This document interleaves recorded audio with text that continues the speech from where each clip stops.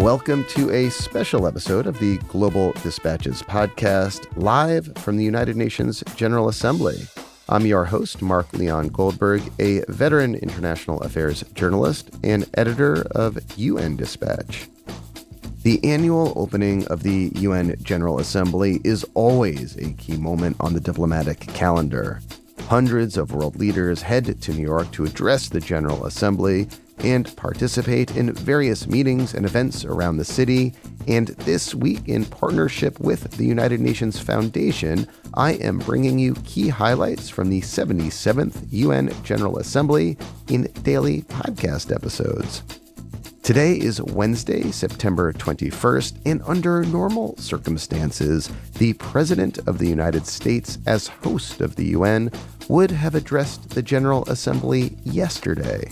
But because of the Queen's funeral in London at the start of the week, the United States traded speaking slots with Senegal, meaning today was the day of President Biden's much-anticipated address to the General Assembly.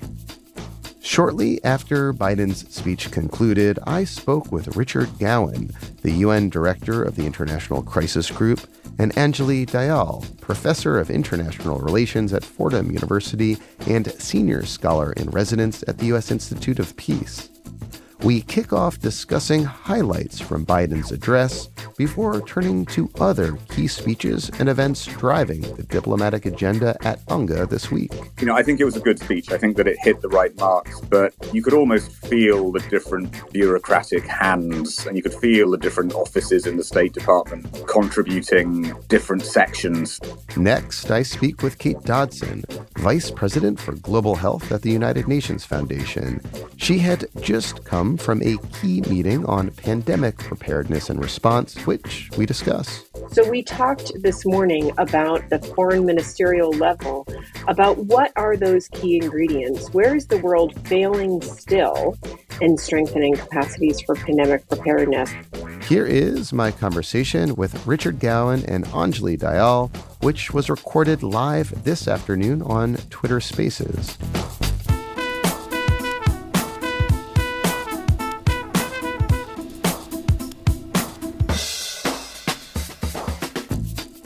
So, Richard and Anjali, we are speaking just a few minutes after Biden concluded his remarks at the General Assembly, and that's where I want to start our conversation today.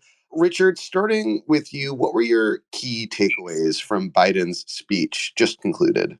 Well, so I think most of the speech was quite predictable. We knew that Biden had to do two things. Firstly, he had to lay out his case against Russian aggression in Ukraine, and he did that right from the start, and he did it in very plain terms. But he also had to balance that by talking about what the US is doing for countries in Africa and across the global south. Because we know that at the UN, over the last 6 months, we have seen a lot of members of the global south get a little weary of just talking about Ukraine. And so we heard a lot from Biden on food security, which is a major US theme and very much a concern for African countries in particular. So that was his balancing act. I think the one surprise for me was that he also threw in quite a few challenging references to China. And I hadn't expected him to be challenging China in this speech. I thought he would really focus all his rhetorical fire on the Russians, but he definitely raised Taiwan, he raised the Uyghur situation, and he raised Chinese nuclear proliferation. So that will have gone down, I think, quite badly in Beijing. Anjali, same question to you. What were your key takeaways from this just concluded speech? As Richard said, one of the big tasks in this speech was going to be balancing the sort of clear centrality of Ukraine and Russia in Biden's plan to speak to the UN General Assembly against these other global goals, many of which stem directly or sort of downstream consequences of the US's stance on Russia's invasion of Ukraine. There were a lot of specifics in the speech, a lot of specifics like the US will match up to $6 billion towards the $18 billion goal for the global funds replenishment. things like 11 billion to offset sort of climate disaster in terms of funding for adaptation and resilience worldwide. But there was also a lot of, I think, big rhetoric about the sort of nature of the UN system going back to the UN's founding. He ended on this big sort of semi-idealistic note about where the UN came from. It came from a moment of similarly smoldering disaster when cooperation was central. And tying this moment to that moment seemed to be one of the things he wanted to do throughout. He began by talking about how Russia's invasion of Ukraine was a charter violation of consequence to every country worldwide, in a legal sense, in an existential sense, as well as through these sort of more concrete senses as well of things like vast food insecurity. In that context, I thought it was really interesting that, as Richard said, he was much more confrontational about China than he was last year. But he did strike that classical liberal note about cooperation, especially in terms of climate, basically saying that, cooperation with climate diplomacy isn't a favor to the US. It isn't something where we can afford to be competitive. It's someplace where we must be cooperative. I agree. Biden's inner liberal internationalist and idealist certainly shined. And, as you noted, it was, I think, particularly interesting that he did add substance to the rhetoric, particularly on the development and food agenda. In the weeks leading up to today, Linda Thomas Greenfield, the U.S. ambassador to the UN, sort of repeatedly was on message saying the three top priorities of the U.S. during this UN high-level week is food security, global health, and then finally strengthening the UN Charter. And to me, one interesting thing about Biden's speech was he sort of got into specifics about how to strengthen the UN Charter, specifically how to enhance or reform the Security Council, calling for permanent seats for Latin America and the Caribbean and Africa, and pledging a reduced use of the veto, saying it would be used only in extremely rare circumstances. Richard, how meaningful do you think Biden's rhetoric on Security Council reform is? And how do other members of the United Nations interpret or appreciate that kind of rhetoric? Well, let me just start by saying that I thought overall there was too much detail in this speech, to be quite honest. I mean, I think it was a good speech. I think that it hit the right marks, but you could almost feel the different bureaucratic hands and you could feel the different offices in the State Department contributing different sections. We heard about a sort of a small nuclear module plant in Romania or something. I mean, there was too much of that. But on UN reform, Linda Thomas Greenfield had flagged that Biden was going to raise the issue of reform. And that didn't get a lot of international attention because she made that point in a speech at the same time that the Queen died. But in UN land, there has been a lot of excitement that the US is talking quite concretely about the need to have a discussion on council reform. There has been a very strong sense, quite rightly, through the course of this year that the Security Council's weaknesses have been made plain by Russia's war on Ukraine. And I think that the US is quite smartly positioning itself now as a power that will at least talk about reform, listen to ideas for reform. Ironically, although the US is sort of the strongest member of the UN system, it's now the one that's saying the system needs to change. And just as Biden talked about food security, because that's something which a lot of southern countries want to hear about, I think the US hopes that it will win goodwill from the wider UN membership by saying that it is open to reform. Now, does that mean that reform will happen? That's a very different question, and it will be a very long time for any change to actually come through at the UN, but it's certainly an important gesture from Biden. And Anjali, one key point that Biden made and that in the week leading up to this, Linda Thomas Greenfield made is this pledge to only very rarely use the veto. And this is obviously coming in response to Russia's generous use of the veto in response to various resolutions on Ukraine. I guess, how do you see this rhetoric around the US and the use of the veto coloring broader dynamics at the Security Council? Well, I think it's easier to reform practice than things like membership or statute around the Security Council. We know that countries can pledge and agree to use the veto less. The UK and France have done that. Whether or not the US can actually adhere to that, I don't know. It will depend a lot on what comes up on the Security Council's agenda and to the Security Council's table, which will depend in turn a lot on sort of behind the scenes diplomacy, I think.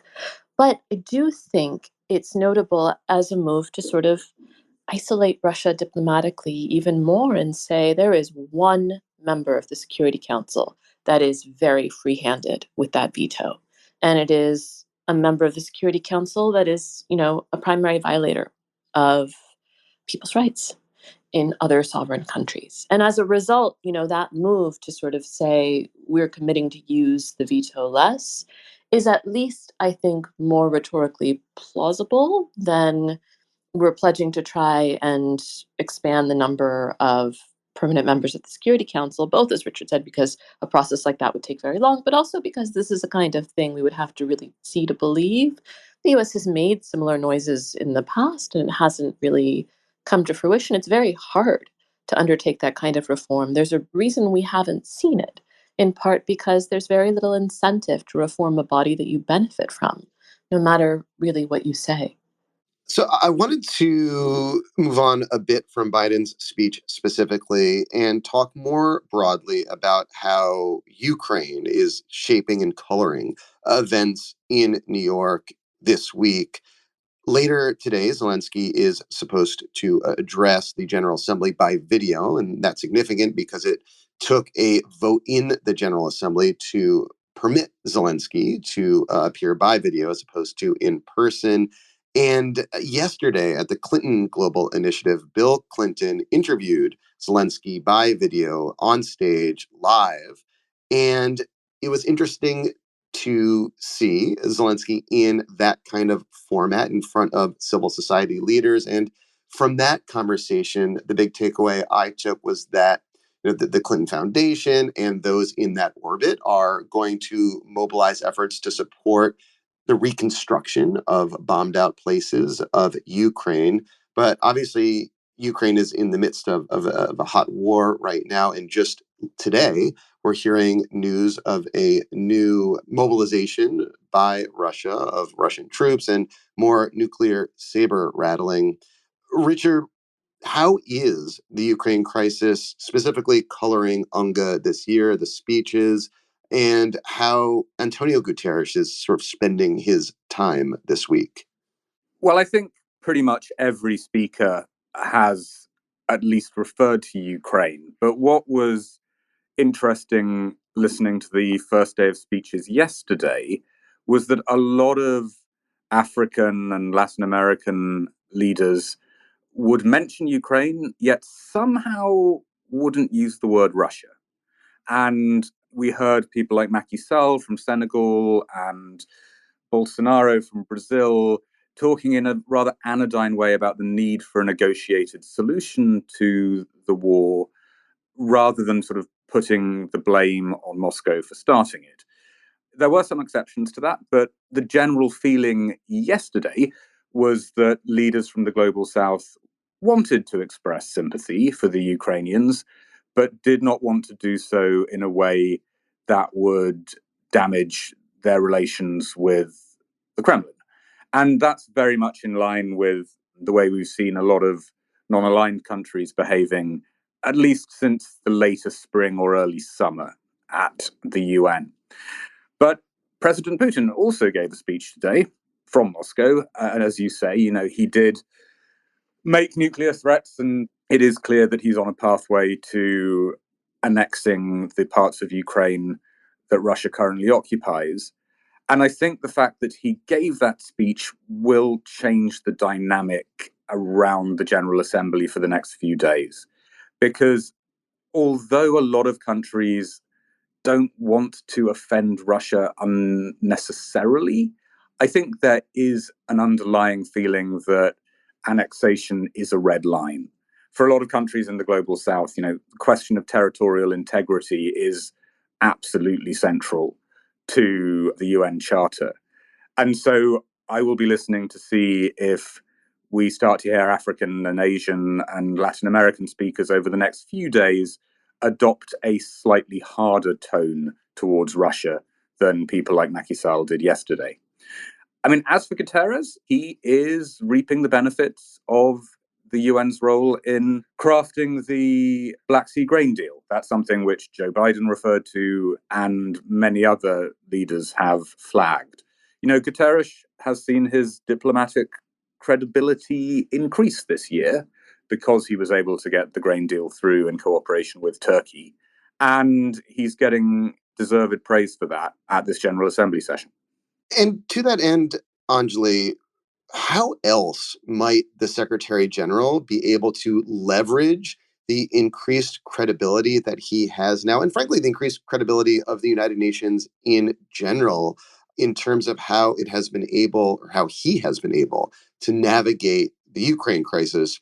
As Richard mentioned, by negotiating the Black Sea Grain Initiative. Before that, he negotiated the humanitarian evacuation of people trapped at that steel plant in Mariupol. And most recently, the IAEA was able to gain access to the Zaporizhia nuclear power plant.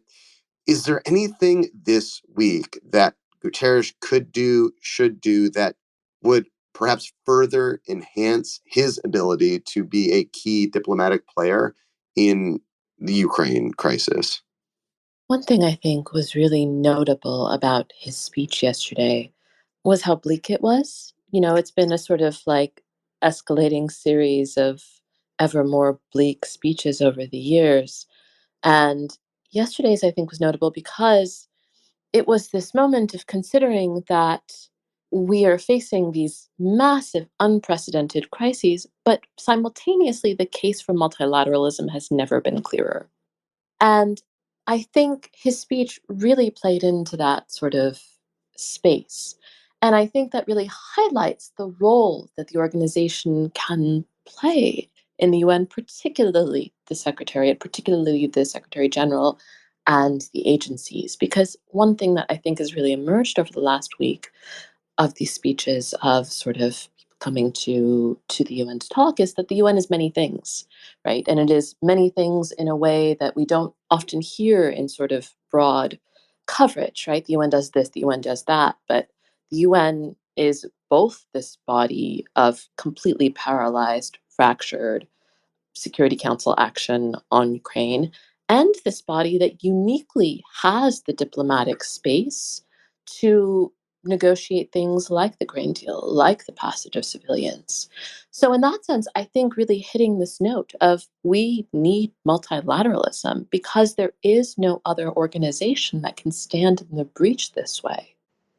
I wanted to ask you both, what are some of the other storylines or key moments or key speeches that you are following this week that you'd like the rest of us to be a bit more aware of and interested in? So I think, just coming back to Ukraine, one big question I had at the start of this week is how coherent the Europeans would be over Ukraine. I mean, we have heard repeatedly in the course of this year that the Baltic countries and Poland, for example, are much more hawkish on the war than Germany and France. And so I was listening out for sort of obvious gaps between Ukraine's allies. But strikingly, I mean, Emmanuel Macron, who gave a bit of a barnstormer of a speech Oh, yesterday, yeah. he was very hardline on Russia in that speech. And Olaf Scholz has been here and is also being pretty determined in his criticisms of Russia. And clearly, after Putin's announcements of today, you're going to see all the remaining European speakers toughen up. So I actually think that generally speaking, there's been quite a solid show of Western unity here. On that point about Macron, I mean, I was also sort of fascinated by that speech. And, he did have this reputation early on of always, wanting to keep a line open to Moscow, which is totally understandable, something I agree with. But then that perhaps gave him a reputation of not being quite as in line with the rest of Europe, particularly like the frontline states in Eastern Europe. And what was, I think, unique about his speech, and I think is also what's unique about UNGA in general, is that it gave Macron and it gives other world leaders the opportunity to go on record with their colleagues from around the world precisely how they stand on these things. And yeah, as you said, that speech by Macron was quite something. But go ahead, Richard, finish your other point. I mean, in terms of other speakers I found interesting, I mean, we saw some very different speakers yesterday morning from Latin America. I mean, as always, Brazil got to kick things off, and Bolsonaro gave a frankly fairly repugnant speech defending his government's deforestation of the Amazon.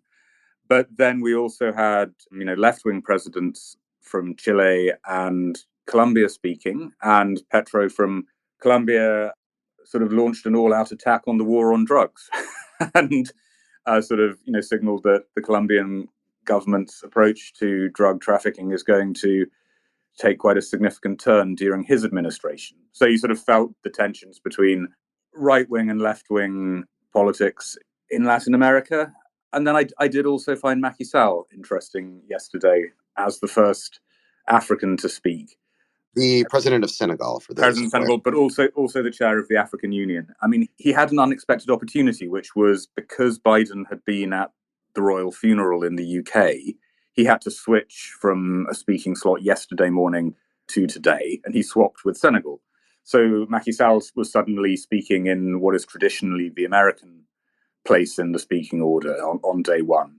And he made a very determined call for greater respect for Africa and Africa's interests at the UN. And I think that's important because in the context of the great clash over Ukraine, and more generally in the context of competition between China and the US at the UN, a lot of countries now are working out, how do you get the African bloc to support you? How do you get African votes for resolutions in the General Assembly and the Security Council? Africa is gaining diplomatic weight in this period of competition. And Macky Sall, said pretty bluntly that he wants to see the UN stop condescending to Africa and start treating it with greater respect. And Anjali, what are some of the key storylines you're following this week, key speeches of note that you have listened to or are looking forward to hearing? And broadly, what would you like the rest of us to sort of key in on the rest of this week?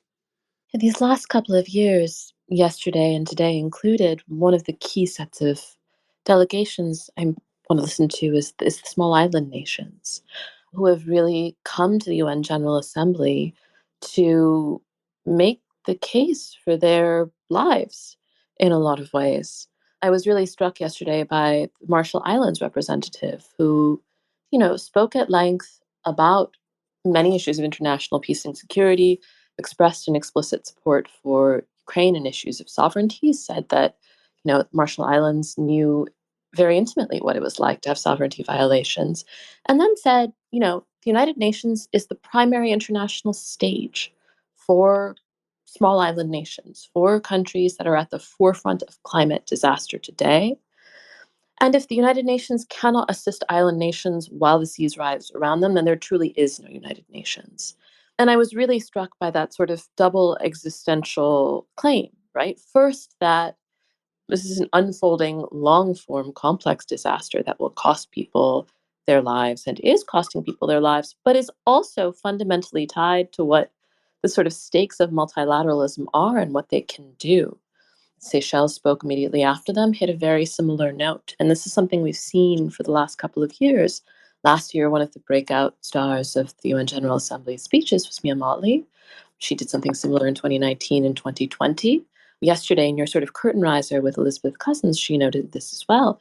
This is a set of arguments about what the value of multilateral coordination is to countries that do not have a lot of other international stages. For countries for whom the UN General Assembly is a unique opportunity, even as it's sort of like framed as a gabfest for a lot of other places with many more strategic stages and venues to make their cases. And I'm glad you name dropped Mia Mottley, the Prime Minister of Barbados, as someone whose speech to look towards. I'm looking towards her speech. Also, I'll be looking towards Daikon Mitchell of Grenada, the Prime Minister of Grenada as well, another sort of dynamic Caribbean leader. And this is all, of course, happening in the context of a horrific hurricane currently battering the region. So again, as you noted, the small island states in these situations tend to bat way above their weight, I think, because of the moral force of their arguments as being on the front lines of the climate crisis. And just to kind of further put these conversations on climate in context, this is all happening in the lead up to a major conference of parties, COP27 in Sharm el Sheikh in November, and the climate issues and how climate is fitting in to conversations at UNGA is going to be the topic of tomorrow's podcast episode. For now, though, a huge thank you to Richard and Anjali for joining me today. And of course, thank you, everyone. Good luck. Stay hydrated this week, and we'll see you next time.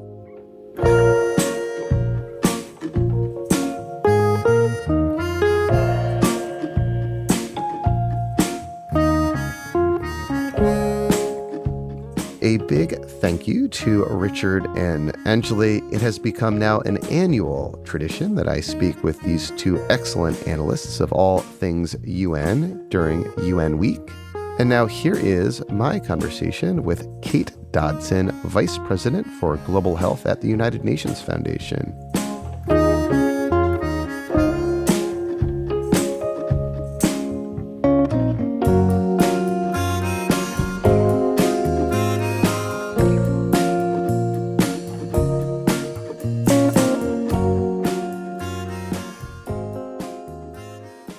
Thanks for being with me, Kate. It's a real pleasure to be back with you, Mark. Thanks for having me. So this UN General Assembly is the first UNGA fully in person since COVID, which of course exposed the urgent need for better international cooperation on pandemic preparedness and response. How are these issues of pandemic preparedness and response being addressed at UNGA this year? It's a great question and a great backdrop that you've already mentioned, Mark. This is the first UN General Assembly in person in 3 years. And it's not even your kind of normal, typical UN General Assembly because the UN Secretariat building is largely off limits as an attempt to try to reduce kind of the size of mass gatherings since we are still in this acute phase. This pandemic is not over. And over the course of the last handful of days, that is a reminder that is on the tip of everyone's lips. They're talking about how we can't just think about future solutions to strengthen capacities to prevent the next pandemic, because we have to make sure that we're actually doing all of the needful to defeat the current one.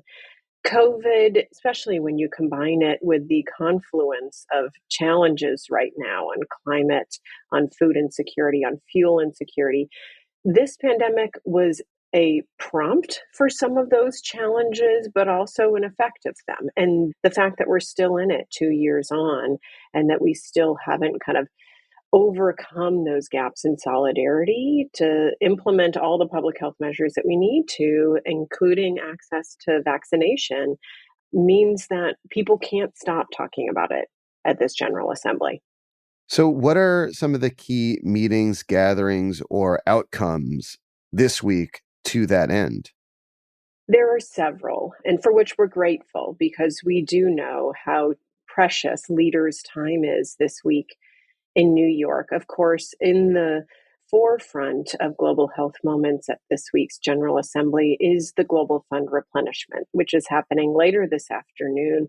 We're seeing promising signs from many donor governments who recognize that the pandemic itself eroded progress and kind of taught us that we need to accelerate gains on essential health coverage and services, especially on those three highly infectious diseases, AIDS, TB, and malaria.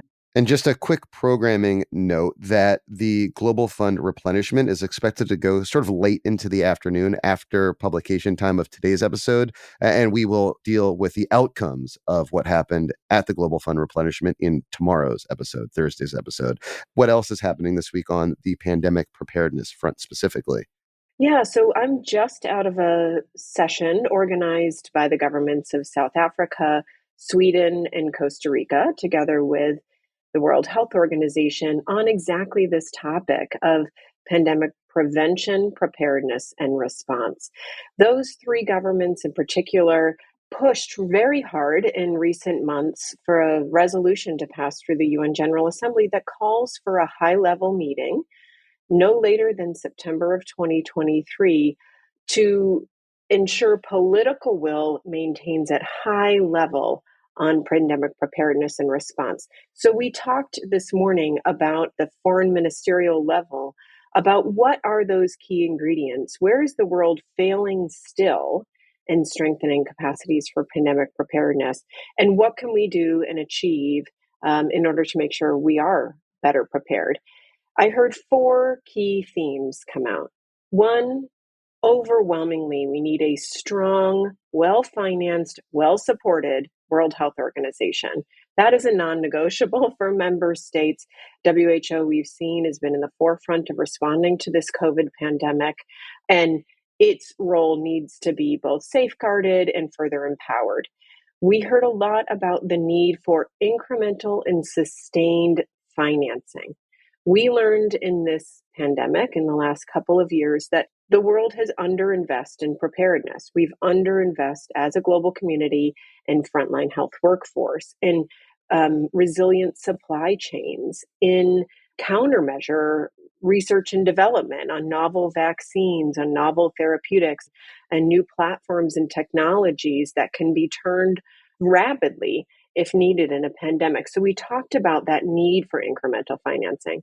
We talked about the imperative of leading with and driving towards equity. And that's something where I think the world has clearly gotten it wrong, probably resoundingly so, no matter who you ask, that this has been an incredibly unequal response over the past 2 years to this pandemic. So how can we ensure that no matter where a person lives, no matter the income level of a country, they're able to access the science, the tools, the resources they need to both better prepare for, but also respond in the context of a health crisis?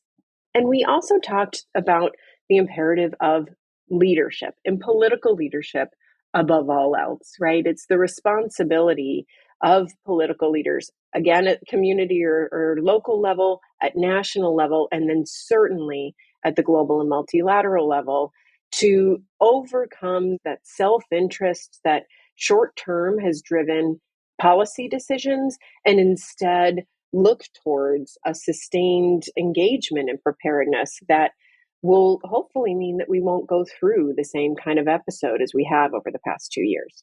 So it sounds like this meeting you attended with key foreign ministers and members of civil society was intended to both provide substance and also some, political will or momentum to next year having around this time potentially a high level meeting on pandemic preparedness. And in UN speak, high level meeting means like when presidents and heads of state address the UN on a specific topic. And so this is kind of laying the groundwork for that. That's exactly right.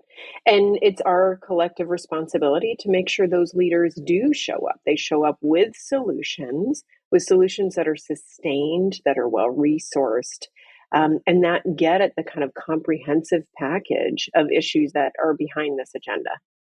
Lastly, a related issue that I know is on the agenda this week and is a key part of the Sustainable Development Goals is universal health coverage.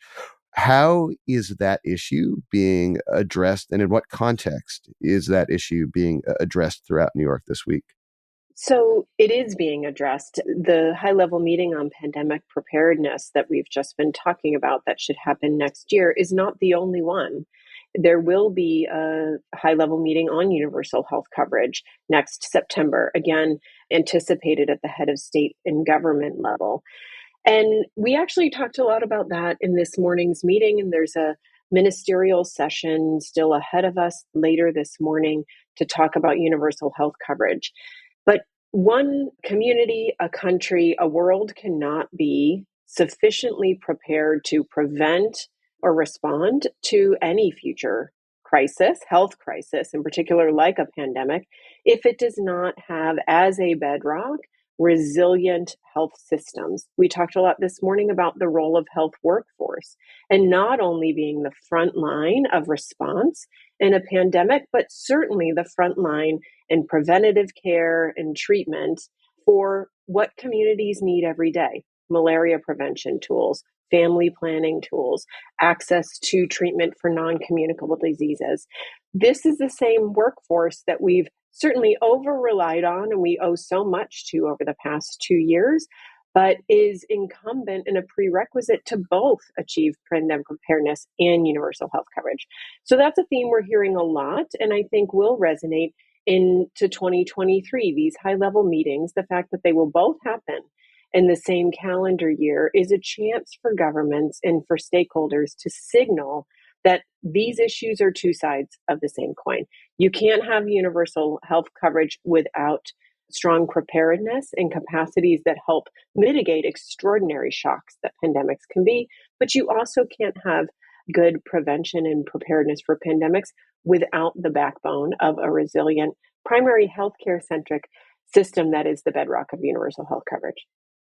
Kate, thank you so much for your time. I know this is the day for key global health conversations around UNGA and New York. Thank you so much for taking a few moments to speak with me and let the audience know what's going on. I appreciate it. A pleasure to be with you, Mark, and good luck with the rest of your week as well.